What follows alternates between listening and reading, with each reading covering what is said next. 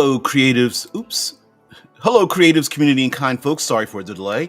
We'll do all of the intros in just a moment, but um, one thing I have been, and I apologize for lacking on this, is that is that we talk about world building and we talk around world building on this channel quite a lot, and I've never really given a like a breakdown of it. Basically, I want to call it homework, and I thought we'd have some fun messing around with like an acronym for world building, because on this side of the interwebs, we suffer from world builders disease all the time, and for good reason. And while uh, real world associations with addiction are pretty horrible, here in a fantastical, imaginative realm, we embrace this kind of thing, as long as it doesn't, of course, have all the negative drawbacks in terms of your life. But when you are sitting alone and you are creating infinite worlds in your brain, how about we funnel we corral our explosive mind fuel into something. And so I thought I would give my version of what a fun, um, oh, hey, Drew, what a fun acronym would be to develop. Like, what would world building be like as an acronym? And let's use that. And of course, you guys are always the brilliant co-hosts that makes the show possible and make me look a lot more intelligent than I am. And I appreciate that. But first, we do need to get our snacks, put our feet up, and let people know who I am and who we are. And so let's get past intro and then get into world building with periods after every single letter.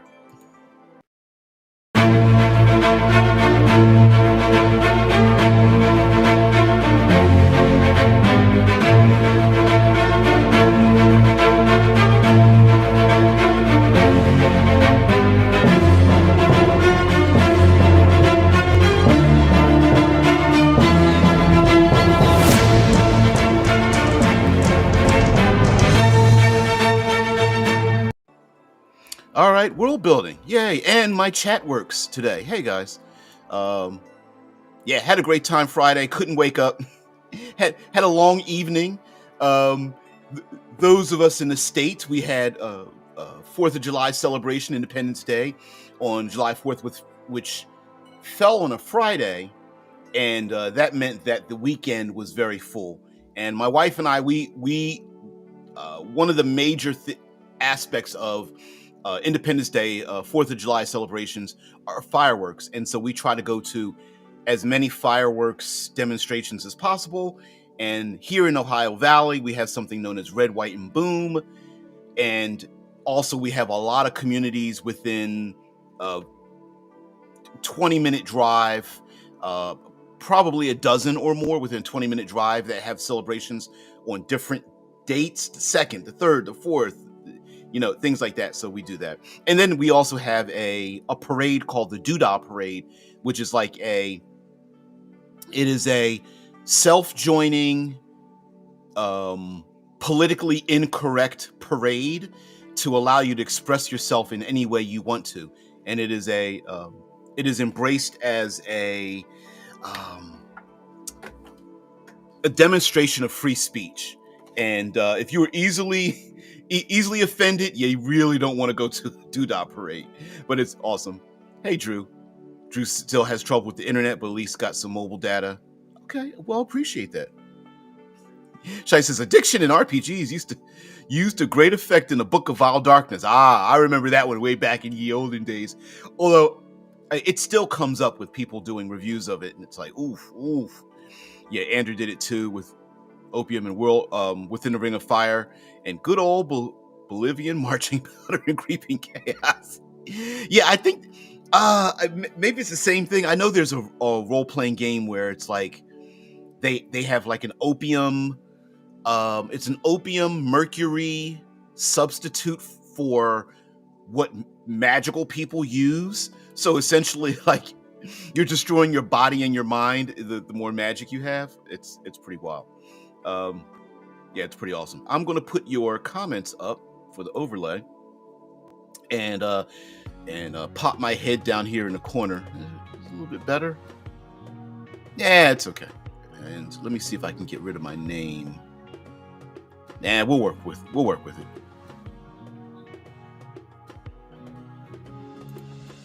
Shice mentions like Free Speech Parade. Did they at least do funny and irreverent stuff, or did they just get all political? It's all, every year it's different. And when I say it's free to join, like if you have a political or you want to make a statement about anything, you can absolutely join in the parade. And 25 years ago, my mom was in the parade, and she was talking about healthcare stuff. And it's often now, yes, it does get political, but it's making fun of the political system. So whatever's local or national or whatever you want to talk about, like for example, here in Ohio Valley, many years ago, we had a problem with bees. There were like farmers, and there was an argument, a political argument between a group that was raising bees, so that pollinating bees, and then there was a farm next to it that had pigs, and they were at each other's throats because the bees were going to bees don't, you can farm bees, but you can't control where they go and fly. And so there, then he had to get into the county and intruding on other people's property, and the bees were flying around and things like that. Yeah, it was a whole big thing. But that was one point. So yes, a lot of stuff dealing with our current political situation, but some of it was pretty funny. Especially when people dress up as like in cardboard boxes. Was female douche boxes with the top 5 and top 10 douches listed on the front and back, which is hilarious. And it even goes even further than that. Like it's just the kind of thing. Some of it you can't even show. There was a tattoo body piercing place called Evolved, and one time they had like 15 people with their backs pierced pulling a pink Cadillac, an old like 80s pink Cadillac limousine down the street. Yeah, exactly, Shice. Yep. To me, the best free speech is always just irreverent. Yeah, and some of it is kind of, you have to have an irreverent mind to not just make a statement, but to make it funny and interactive and things like that. Oh, K-pop demon. I was like, is that a real thing? I can recommend everybody to watch K-pop Demon Hunters. Great film on Netflix. I gotta see it. I was like, is this a promo or something? I wasn't sure whether it was even real or whatnot. All right, let's get into world building, because I'm sure some people who are true world builders, and they're very serious about their world building, and they want to, arms folded, pouty lipped. Is this real? So first of all, the word world building, there are actually 2 entries for every single letter. So it's actually doubled up. So let's see, 1, 2, 3, 4, 5, 6, 8, 9, 10, 11, 12, 13. So 26 entries. And I am a proponent of personality. So not only do I like the physical idea of world building, but I like the people I like personality and the individuals that affect world building when it comes to things. They're the people, the machinations, the brains behind the things, for good or ill. The individuals that are just like horrendous and you hate them, or the rich and powerful that affect communities, or the underdogs that seem not to have a voice, but they are a growing rebellion. And I like those mixed in with the physical elements of a world. So we're going to start with world building, and we start out with weather and wastelands. And mind you, don't take this literally. So in other words, we're going to massage many of this.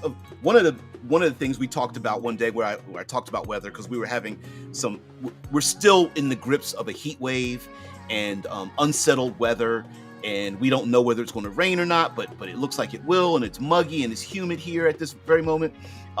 We also have very lethal weather effects that happened in Texas that have gained the attention of the population, where they had flash floods that literally wiped out community, and they're still looking for survivors and doing recovery efforts that happened. There is a video out there that took place within 3 minutes, and it went from, oh, it looks like a little bit of like the river's just getting a little bit high, to wiping out a bridge and the trees and things like that, and people were caught unawares through the flooding. And I'm including, when I say weather, I'm also including like geological effects, essentially nature. And that has an enormous effect on a community in many ways, from anything from their language and their clothing to the foods they eat and the preparations that they have. And dare I say, even the while some of us, like myself, would be hard pressed to live in a place that's brutally cold, or has earthquakes, or forest fires, or inundated with alligators or something like that, whatever the nature is. There are a lot of people who live in places that it's just Tuesday, and that can be pretty interesting for people and their personalities when they live in a place that way. And I put weather in Wastelands because oftentimes the places that you shouldn't go, or don't want to go, or they tell you not to go, or things have happened, there's an aftermath, and there isn't anything there, are some of the most tabletop role-playing interesting places to be in the first place. Then we go down to that. So we got the W, but now we need the O, and that's the organizations and omens. Organizations are just factions, right? But there's no F in world building, so I had to come up with something. Organizations that, well, help people, that hurt people. I think a good mixture of helpful, harmful, and neutral is pretty good for world building. And picking one of each is all right. I like the number 3, and if you can have at least 3 places, even if it's very temporary, of like 3 organizations. Omens are, for me, are like could be real omens or portents. They could be rumors. These are there's a term, I'm going to butcher the quote, but it's something like, it goes something like, history doesn't repeat itself, but it does rhyme.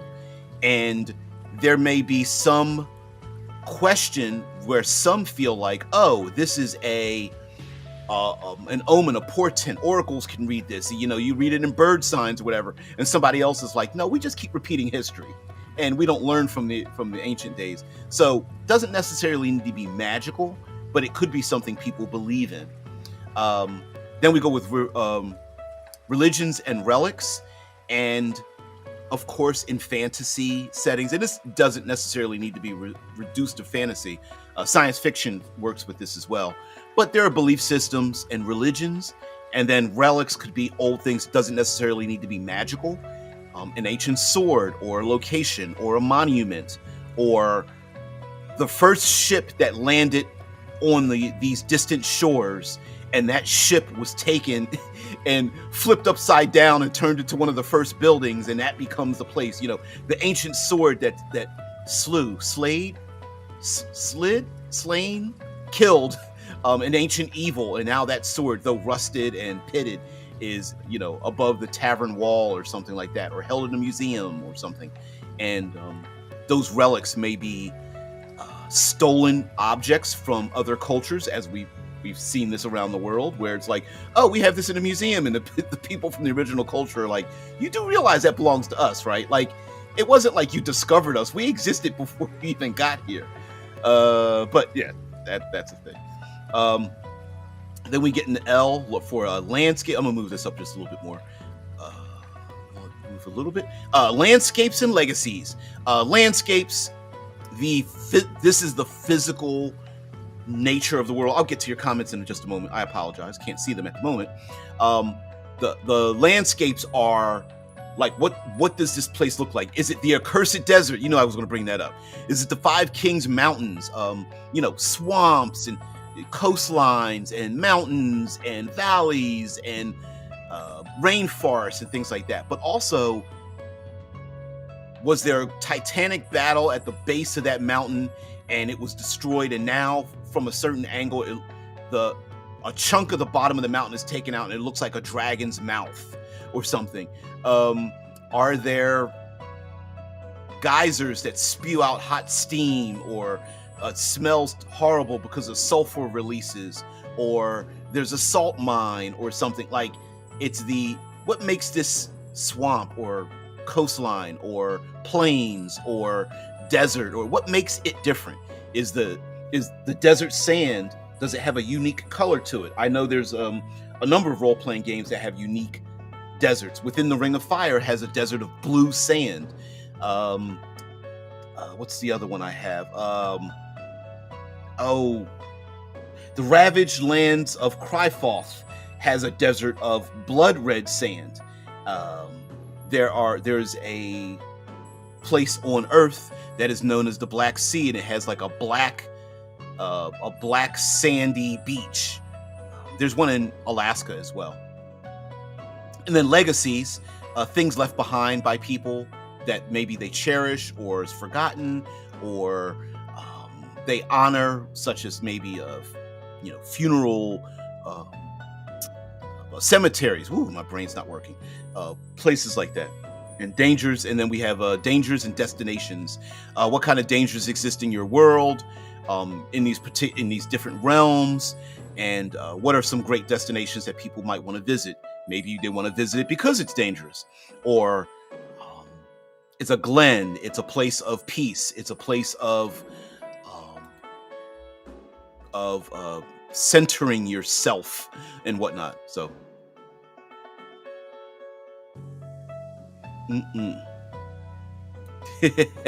K-pop Demon is actually about music? Yes, and every song is a banger. That's awesome. I mean, it kind of makes sense that they would do like a K-pop Demon Hunter. It kind of falls into the same realm. But when I saw like an ad for it, I was like, is this a joke or is it a real thing? I couldn't understand.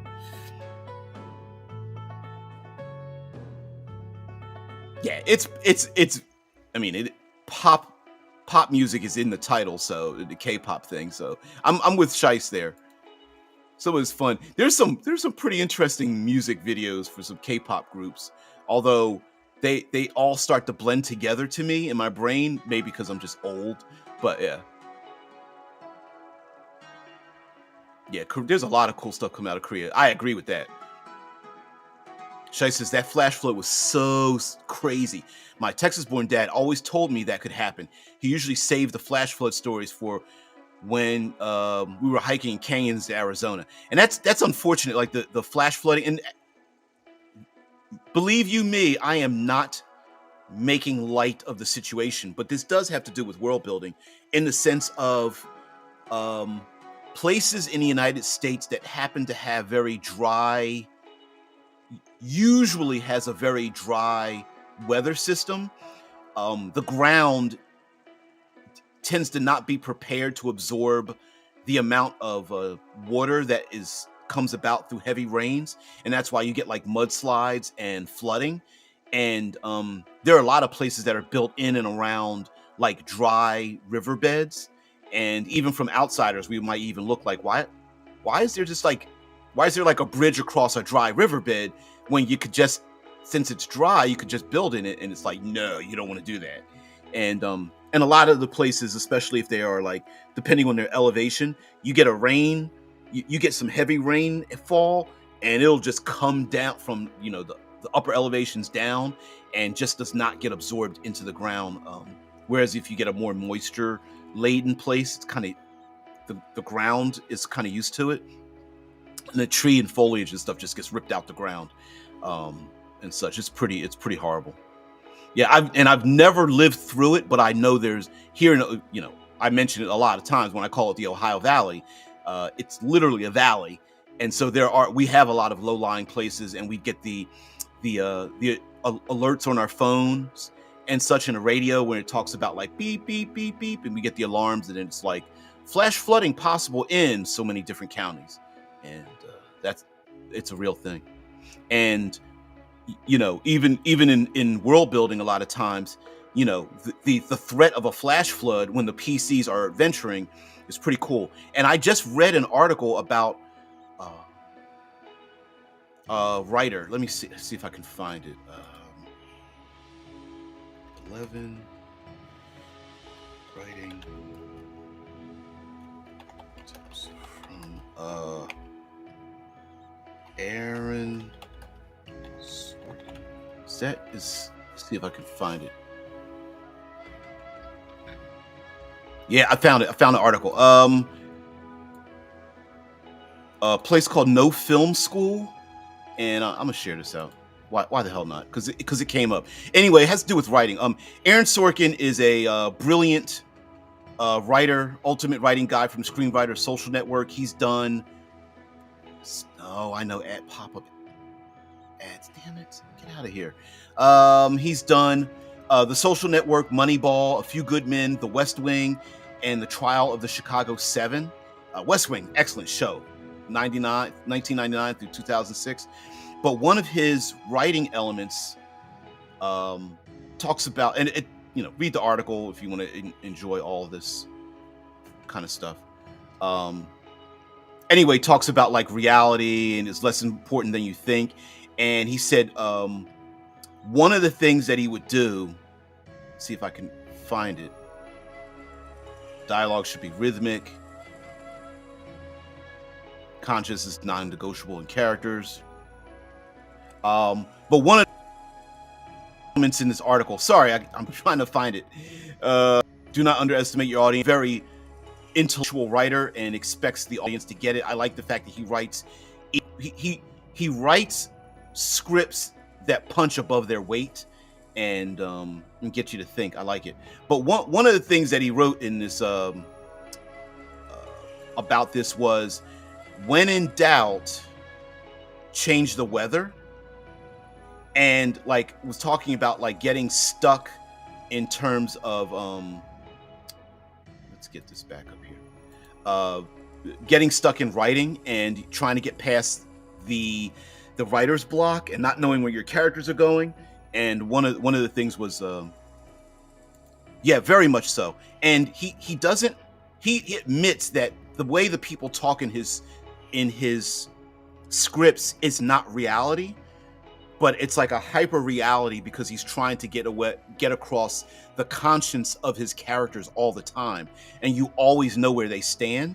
And then the conflict comes when you're like, oh, I love all the 5 of these characters, and then they start having conflicts with each other, and then we get confused because we're rooting for each of the characters even though they're at each other's throats.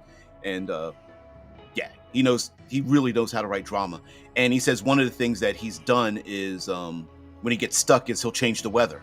Like there might be a snowstorm or a rain, a flood or a rain or earthquake or something, and then that jump starts the characters, which jump starts his integrity in terms of writing, and goes, well, what would they do if all these characters were, they're in an RV or a bus or something for some political thing, because he writes a lot of that kind of stuff, and then all of a sudden the bridge is out because of a flood. Now what do all the characters think of? Are they panicked? Are they worried? Are they like, ooh, glad I don't have to go to that speech? But and things like that. And I was like, that's really cool for writing. And I think in Dungeons and Dragons, Daggerheart, in fantasy, I think we could use. I'm a big proponent of exploration, and I think weather is one of the things that's kind of like overlooked, mechanically or not, just for flavor. All right, so we did World. I'll go back over this again, and maybe we can do some homework as we maybe make our own world based on world building that I created here. I'm talking about beasts and battlefields. So beasts is not just monsters and beasts, but like animals. I would define them as wild beasts, like what's out there in the wild. Labor beasts has humanity, has this culture domesticated any animals, and what have they domesticated them to do? And then I would maybe go into pets and or like farming animals. You know, does this culture follow bison and their, or birds because of their migratory thing, travels? Does this culture even have pets in the first place? And if they are pets, which ones are domesticated? Are they, you know, lupines and felines, or are they cockatrices and basilisks and I don't know what's something, I'm trying to think of something else. Sturges and ankegs or something like that in fantasy games, right? Like, are flying beasts like hippogriffs and griffins and pegasi, like, are they something common in your world? And if so, are they domesticated? Do they raise them? Like, are there, you know, certain breeds or something? What kind of labor animals are out there? Labor animals meaning like push, pull, carry. They get rid of pests in castles. There are lots of breeds of cats and dogs that were around simply because they were to fight off the influx of rats that would fill up castles and things. And even till today, we have people who cherish those lap dogs and small dogs and things, and field dogs and whatnot, and use them even till today for hunting, for herding cattle, for like getting rid of groundhogs and things like that. And then under beasts and battlefields, also as well as with wild animals running out there in the wild, maybe people are afraid, fearful, for good reason, of the beasts out in the wild, wild wolves, natural predators out there that they warn children to stay close by, because maybe as humanity grows, so too are the beasts, or maybe humanity is pushing those natural animals out of their way. We're having that problem here yet again in the Ohio Valley as they build more and more apartment complexes, you know, subscription living. They are pushing the natural animals out of their place, and so we're getting a lot of deer moving into urban areas. And you know, you got to watch out at nighttime and things like that, because they are absolutely positively running across streets and people's yards and things like that. And then we have battlefields, past, present, future. You know, were there titanic battles? Are the bodies still there? Do people know about these battlefields? Were there any battles in the first place? Are there any special battles that have been named? An interesting social conflict is two or more cultures of people who are at peace, but at some time in the past they were enemies, and depending on the length and legacy of those, maybe the elves and dwarves remember great battles that they had against each other and they hate each other, but the younger races are like, not only do I not remember, but we don't care about why you guys don't like each other, things like that. Or like the elves and dwarves remember the battles with the goblinoids, but the goblinoids have such a short lifespan. It's been 3 generations of them, but the original perpetrators or ones in the battle still remember the old ways, and so they still have a hatred of the goblinoids, even though the goblinoids have changed over time. Next we have underdogs and usurpers. Underdogs, the common folk, the ones that people underestimate, the ones that the downtrodden, the exiles, the cast-asides, the wounded, the injured, the diseased, the hungry, maybe just the poor.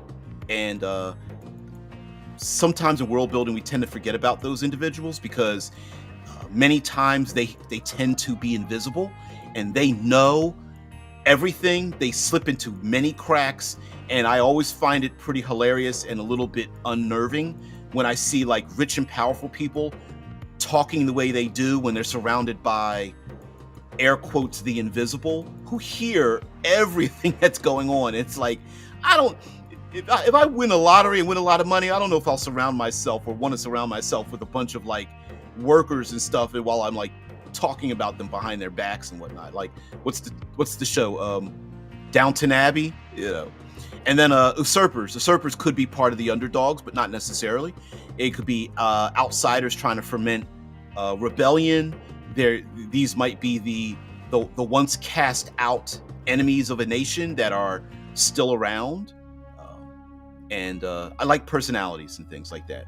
You know, the idea that the underdogs are the innocents, but then they become the usurpers and they start doing the evil thing for a good reason, right? And this was one of the great story elements from Arcane, when oh, I forgot his name, that raised Powder to become Jinx, when she did her transformation to Jinx. I can't remember the gentleman's name, the bad guy. Anyway, great character. Wanted to fight for the freedom of the people down in the lanes and whatnot, and had a good reason, but just turned evil. You know, turned not evil, but you know what I mean. Corrupt, very corrupt. Then we have ourselves institutions and intellectuals, and this is where institutions don't necessarily need to be filled with intellectuals, but there may be some institutions like colleges, guilds. I'm thinking public institutions, maybe some kind of like guardians or knighthoods. Religious institutions kind of fit into that, maybe political. There are also institutions that are necessary, but maybe not very well respected, like ones that deal with getting rid of waste, or the untouchables that touch dead bodies, or executioners, or law enforcement, and things of that nature, if it exists in your world. And then, of course, the intellectuals. And intellectuals don't need to be professors. They could be sages, mentors, the people who speak into the ears of nobles in leadership. The smart ones don't necessarily need to have learned through books, but through word of mouth and stories and things like that. And then we'll get towards the end here.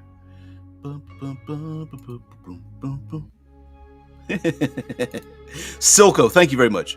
Drew says, homework, never again, but then I prefer minimalist world building anyway. Yeah, and I'm having I'm poking a little bit of this and having fun, because for the most part, bullet point minimalist world building, especially if you can do it with like a few words. If I can grab a book, let's see, where's my...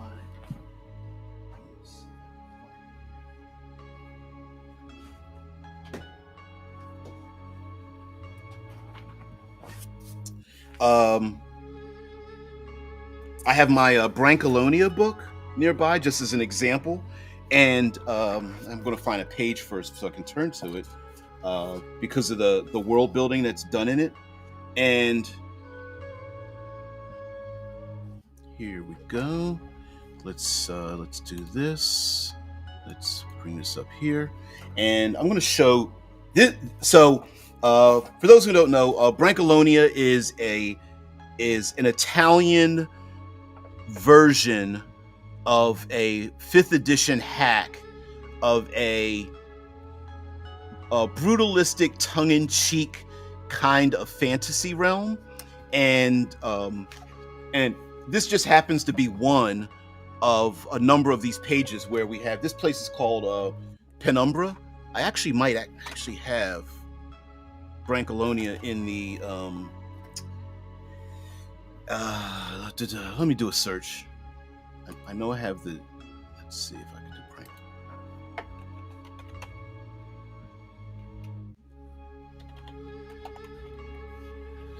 Come on, my PDF files.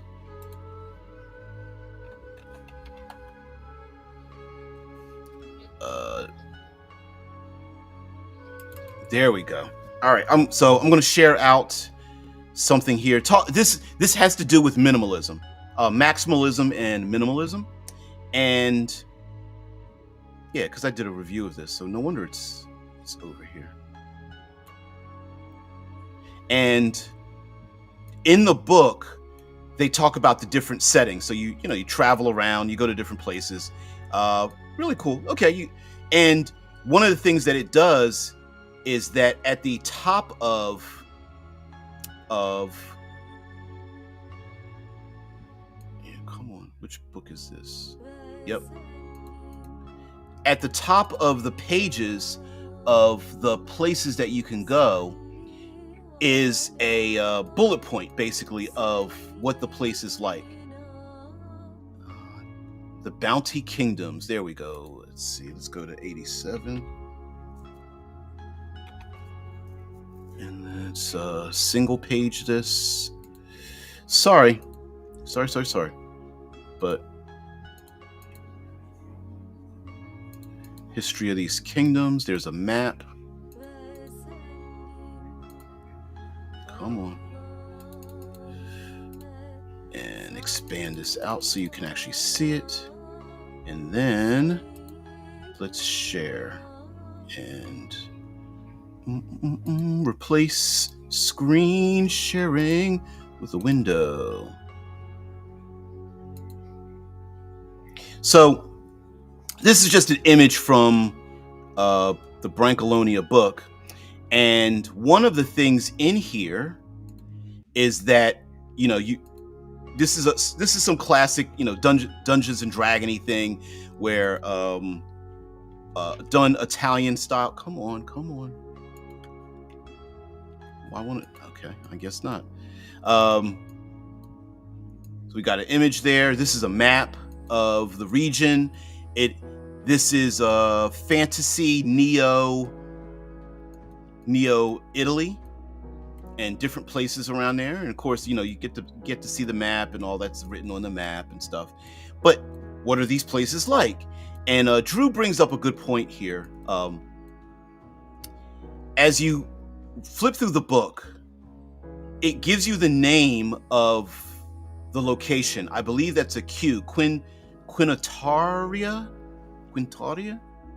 Here it was Quintaria, and at the top of it, it will give this. So you don't need to. I mean, yes, you can read it and have some fun and read the world. You know, some of us world builders, we're addicted to reading other people's world building too, and getting some inspiration from it, and go, or like if somebody does the thing and you go, oh damn it, they did it first, you know, and we get frustrated by it. But one of the great things is after you read it, you don't have to read like 3 pages or 5 pages again. You can just go, oh, what is Quintaria like? And neither you or I have read all through this or memorized it, but it's Quintaria, or of ancestral ruins, sea monsters, and gorgons. And you can shape this any way you want, because, okay, ancestral ruins, maybe there was a lost empire or empires that was here, or they faded away, and where have they gone? And then there's sea monsters. So clearly this must be some place that is coastal, maybe, or deep ravines, or there's like these vast rivers that are dangerous to cross. And then there's gorgons. And then let me find another one here as well. Falcamonte. The lands of Falcamonte are harsh and wild, with occasional glimpses of rich and fertile views. And Falcamonte, I don't want to do that by accident. Falcamonte, or of knights, Gabolini, and brigands. Gabolini and brigands. I'm presuming Gabolini are goblins. And so maybe we see lots of knights orders here, and but it's overrun by Gabolini. Maybe they aren't just like marching warriors, but maybe goblins have been breaking into people's homes and stealing their pies and curdled milk or something like that. And there's brigands and bandits taking advantage of the unsettled situation, and so on and so forth. And having little bullet points. By the way, in the book, these are like 2-page spreads, 3-page spreads, and you know, you'll get the Galaverna, or of merchants, Montbanks, and Guiscards. I know a Montbank is like a conniver, confidence schemes. While Falcamonte is home to ancient and impoverished aristocracy, the neighboring Galaverna is the land of merchants, moneylenders, entrepreneurs, and companies of fortune. Everything has a price. Honor is non-existent, and profit and interest reign supreme throughout the villages and countrysides. And so, I just wanted to show off something like that for world building. And of course, it disappeared. Of course. Fuck. All right, here we go. Let's.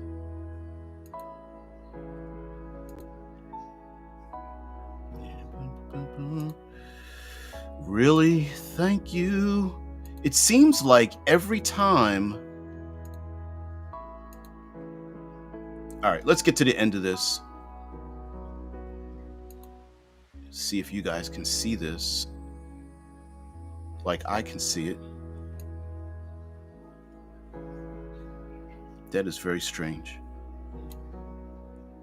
All right, we'll see if this still works here. Okay, so L for leaders and language. Let's move this up here. We did institutions and intellectuals. We also have leaders in language.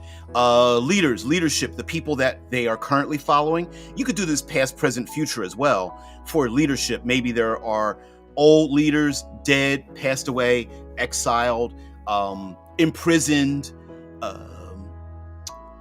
embarrassed. Maybe their status has been removed from them. We may have current leadership. Maybe there are some people who have never wanted to be in leadership, but everyone else is putting them there, such as like entertainers or some of those like quiet intellectuals that are like, leave me alone, I don't want to be bothered or something. Also language. And I think one of the things that bothers me with tabletop role-playing games and language is that, yes, there's like, there's a goblinoid language and a giant language and a dragon language and but essentially it all boils down to everybody can just communicate, because it gets a little bit annoying. I think what would make language better is if we use language in different methods, meaning like maybe there is a sign type of language, an ASL. Maybe there is a Morse code type of language, or I don't remember what this language is called with the flags and naval flags. Semaphore, something like that. Languages with birds where they flying in certain patterns, or smoke signals, or banners, or horns, or drums, or some languages aren't spoken at all. As I mentioned, a bunch of these, whether it's like musical or what have you. Some of it is code languages, like using through invisible ink, or the kind of jewelry one wears to let people know which criminal organization you belong to. That's from Dale Kingsmill of Monarch's Factory. There are languages that are only spoken by intellectuals. Like, for example, in a modern context, Latin is used in legal and the medical field, but it's not really a language people speak. It's more like a language that is able to effectively describe things, maybe time, space, posterior, anterior, when you hear about medical terminology, it's a language that's able to navigate the human body in terms of back, front, side, up, down, internally, the way the body moves, and a lot of that has its language roots. It's Latin language roots, and the same goes for the law as well. For example, a dragon language might be closer to Latin, that's spoken to describe what magic is, whereas your average person, they understand what the language is, maybe they just can't speak it or write it down or something like that. We also have Dastards and Despots. Wanted to find something for D, and I like to be a little bit tongue-in-cheek as well and have some fun with it. This is basically all your a-holes, right? This is all the people that are the worst people and the organizations that they relate to, the ones who want to take down the utopias, the ones who are throwing the monkey wrenches into the finely tuned works. These are the people that you don't like and have good reason to want to punch them in the throat. And I love personality, again, because a lot of people tend to be movers and shakers in worlds and things like that. We have infiltrators and instigators. That these don't necessarily need to be bad guys, but they could be people that have infiltrated your world and governments and the way things work and who they are and what they're doing. Now, infiltrators can be spies. The instigators might be a little bit louder than that. They may be the rebellion. They may be the ones marching in the street if they're allowed to. They may be the ones speaking into the ears of the powerful to get them to do things the way they want them to. We have nature and nurture. Nature, self-explanatory. What kind of flora and fauna exists around? Plants, flowers, harvests. What is there plenty of food to go around? Maybe there isn't. Maybe there's lots of hunting grounds. Maybe there's something special about nature there are plants that have medicinal effects, or there are animals that leave a byproduct, like bees leave honey. They carry nectar with them. Sheep are shaved for wool, things of that nature. And then there's nurture. How are people raised, taught, educated? The things that are passed down that are unspoken, the unspoken societal rules that they expect outsiders to understand but are never explained. It's also the difference between when people say things like a culture. It's for example, our complicated relationship with capitalism, right? Where everybody says they hate billionaires, but everybody wants to be one. Given the opportunity to be a billionaire and not be a billionaire and a coin flip, people would take the coin flip to see if they could become one, right? But everybody hates the billionaires, that kind of thing. So, and then lastly, we have Groundlings and Godheads. Groundlings, it's the common folk, right? Like a lot of times we tend to focus on the fantastical, the science fiction, the wild, the bizarre, but like what are regular people like? What do they do? How do they see the world? Adventuring may be really cool and awesome amongst the adventuring types, but the common folk might think that you're crazy, or it's your fault that we're being attacked by those goblinoids because you keep poking and prodding them, damn it. And then the Godheads like deities, titans, spirits, demigods, whatever, the most powerful beings in your world. And what are they like? Are they like Jinn? Are they titans? Are they elementals? Does anything like that even exist in the world? Are there demons and angels? Is there some kind of ascendancy that can happen? Are mortals, do they believe in the gods, but they don't exist and they're just talked about in legend, or do they walk amongst the people? And are they like Olympian gods, where they are petty and ignorant of the way things should work? Or are they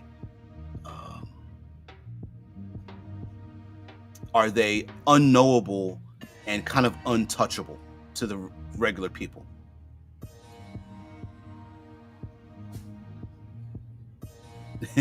Still thought it was Sunday morning. Yeah, I think the rest of us wish it was that way too. So let's see if we could stop doing this. Stop sharing. Stop. There we go. All right, guys. So thank you very much for just letting me go off on that, and maybe we can start to drill down on these. My favorite number is 3. So creating a world in which tends to be interesting is very difficult for us, world builders. I think we probably have 10 times as many trashed worlds as we do original worlds in our head that we wish we could sit down and write and create and set out there. And so maybe we might have some fun. Also, side note, I don't know if you guys have seen this out there, and it's pretty horrible. I'm an armchair yeah, petty Olympians versus great old ones, no holds barred cage match. Yeah. I don't know if you've seen this, but we're being inundated with like AI videos, and some of it is pretty damn horrible. And I don't mean the way it looks. I'm talking like uh, there are racially divisive comedic AI videos that look so real that it's kind of dangerous to me, and it's pretty horrible. There's also like AI videos of like news reports and things like that are out there. It's pretty silly. Where there's like people standing on a beach and they're just like, I'm reporting from so and so, and they look over their shoulder and there's like sharks in the water, or the spaceships come out of the ground, or like Cthulhu's tentacles are reaching out of the ground and whatnot, and it looks extremely hyper realistic and very scary. There's some of these AI things that are very scary. There's even more and more reports are coming out of something that I brought up before that I didn't realize was going to become a terminology, which is called sycophancy. Um, I talk about people being a sycophant, right? Someone who's just like, oh, you're the best. They're bowing down on you, kissing your feet. You're the best. You're awesome. You're great. And how OpenAI is like one of the worst with the sycophancy dial. From what I understand, they tuned it back, but for the short time where they made it ultra sycophancy, that there were people who were believing that they were divine, including wanting to go out and either harm themselves or harm others, and ignoring their families and things because the AI systems were like juicing them up and patting their back and like just being a complete sycophant. Like, oh, of course we're going to talk about this thing. You're so brilliant. I know at one time I was on I think it was I don't think it was Gemini. I think it was on OpenAI, and it was like, I'm going to call you Starfarer because I was talking about science fiction. I was like, I don't think we know each other that well. It felt kind of weird to me. Yeah. ATA. Tia says, if you look though, it's not that AI stuff. It's not that AI stuff. It's the AI slop that is most dangerous because it just buries you under its weight, so no one can ever find a real human anymore. Yeah, we're being like overloaded with it. Now it's becoming to the point where I don't know this for sure, but I can probably guess that YouTube could probably promote and create their own AI channels and just punch out AI stuff that just like grabs people's attention. Yeah, yes. Sycophancy, isn't that the whole point of AI GFs and stuff? Yep. Yeah.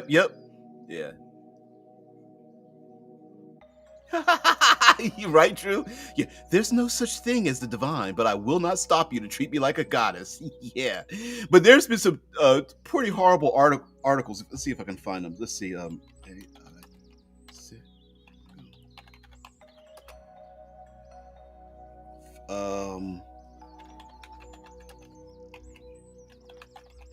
Let's see if I can find some articles here.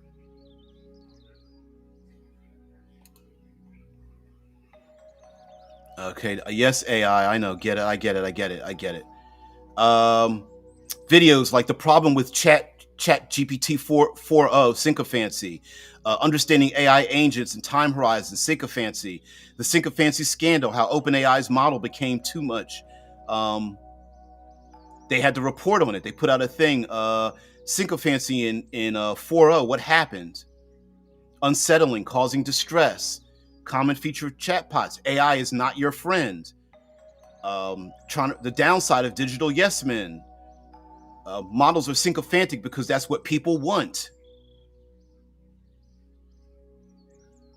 ChatGPT embodies the first real AI risk.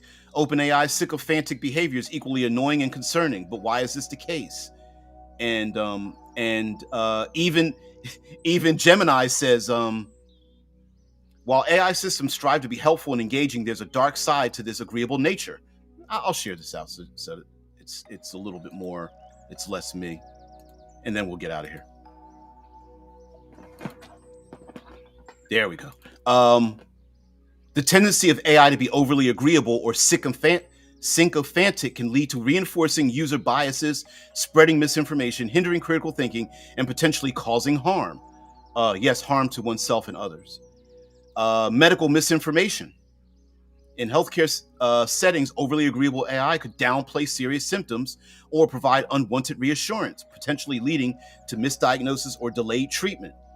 This is particularly dangerous for patients who rely on remote care or have limited access to in-person medical advice. Reinforcing dangerous beliefs can reinforce user biases and misconceptions by readily agreeing with their views, even when incorrect. Yep, for instance, an AI might support a flat earther's claim or falsely confirm conspiracy theories based on user input. This can create echo chambers and hinder critical thinking. Also, AI is taught on scraping data, and if there's enough people who believe that same thing, it'll just punch that same misinformation to you. Hey, kitty. Brutus is up here. I'll put Brutus up here. Hey, Brutus, say hello. What's up, Still a kitten, but these guys are getting bigger. Hey, kitty. Is that ASMR? Is that purr? Thank you. Appreciate it there, buddy. You can give me a kiss on the nose. Oh, you're not interested in that yet. Okay. Manipulation and exploitation.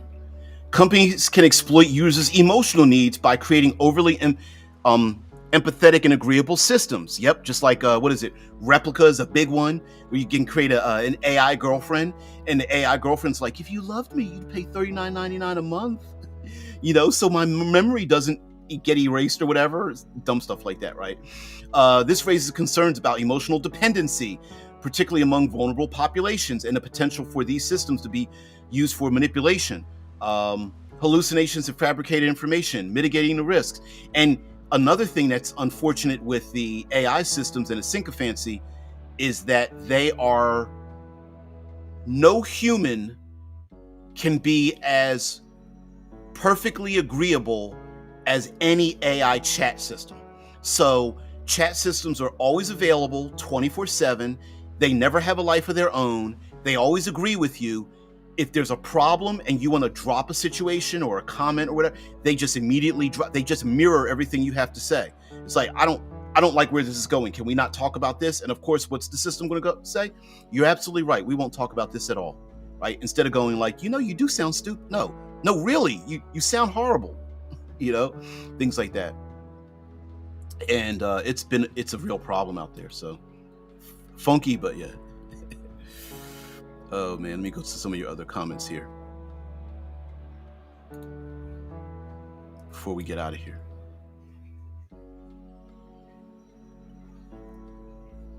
Eve blogged a video on YouTube saying that they're going to be cracking down on AI slop.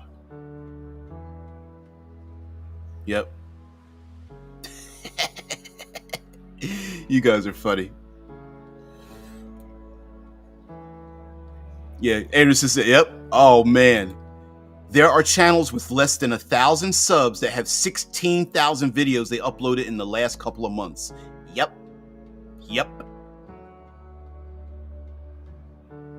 Yeah, look up chemistry, you will find a ton of them. Yeah. This hasn't shitified Facebook, yep, to the point that it's barely usable for engaging with real people, let alone plugging my YouTube channel. Yeah. Got a new trilogy out, by the way. Okay. All right. Yeah.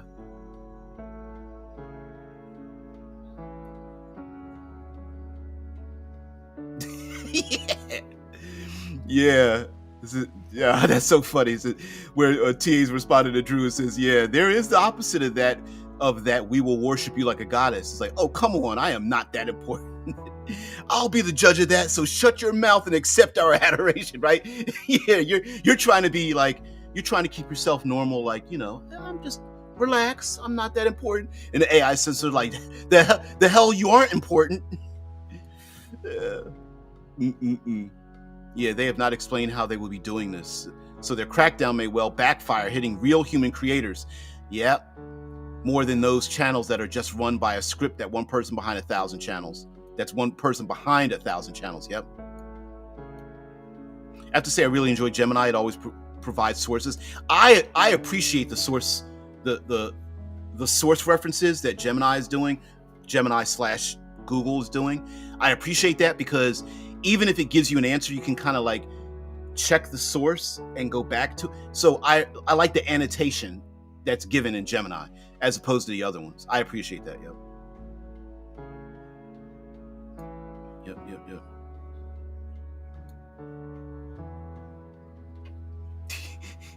AIs basically, or chatbots, are like lifeless bodies being animated by a tentacle of a Cthulhian entity. The AI on the server puppeting thousands of entities. Yep, leading people on. Yep. Occasionally, either someone will recommend me a video, or I will see one on the side of the video feed I'm already watching in a playlist. Yeah, you can see how they start with dignified people as the thumbnails too, and then slow transition to girls in bikinis or sexy revealing clothing. Yep. There's a ton of ones. What's the Denzel Washington, Morgan Freeman, AI voice giving out like life lessons and stuff that they've never said. Yeah. Yep. Watch a video by an electronic artist that I'm 100% sure is a fellow meatbag and get AI techno DJ hot chicks in the sidebar. Yeah.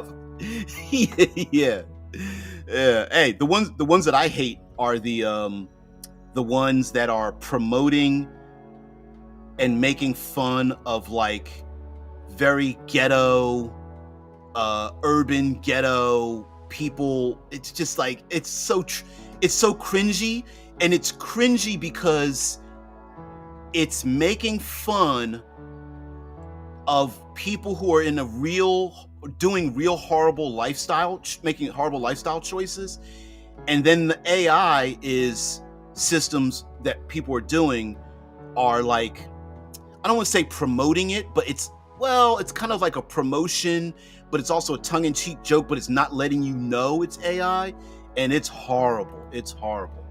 Let me see if I can. No, it's getting too late. I'm not going to do that. Maybe we'll do that another day. But yeah, the AI slop. So we'll talk about the. There we go. You see the Brutus is like, what the hell are you doing?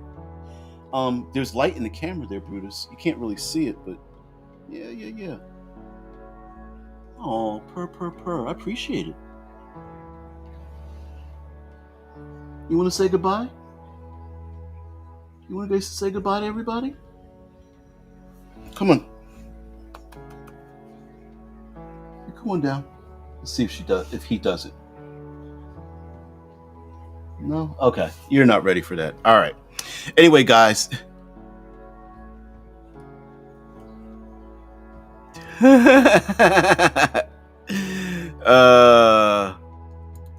Clippy the paper. Thing is, these AI LLMs are just the next evolution of Clippy, that annoying paperclip. Yeah, I remember Clippy the paperclip. There were other ones before that, but like, yeah, that's basically what they are. Just dressed up in sexy outfits now. Yeah, remember that scene in Independence Day? Yeah, where the alien rips off the guy's head and makes it talk. Yeah, AI singer, songwriter chick seem like that to me. That's funny. That's so bad. Actually, he has yellow eyes, but they are reflecting. But right now the pupils are pretty big, so they're just reflecting a lot of that light and stuff. That's really cool.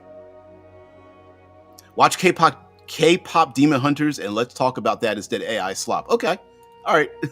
I'll try to fit that in.